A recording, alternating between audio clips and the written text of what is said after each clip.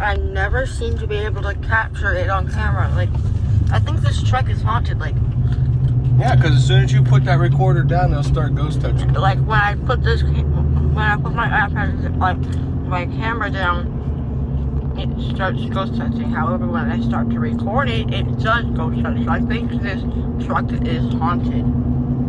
Agreed. Hopefully it's a nice ghost. I'll take that. Agreed. Oh, come on, ghost touch. You've been doing it all day long. Just once, though. On multiple occasions. Multiples. Like triple in a row. Here, let me do this. There you go.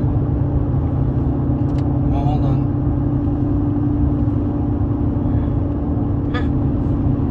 Finally, I captured it on camera.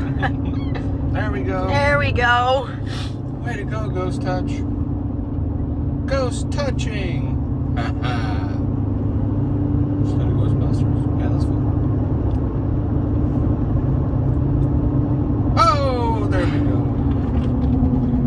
Does anybody know how to fix this? We tried cleaning it. It did not work. Well, they say if you replace the touch screen digitizer, it'll fix the problem. But it's kind of hard to get those. So is there any other way to fix it? I don't know.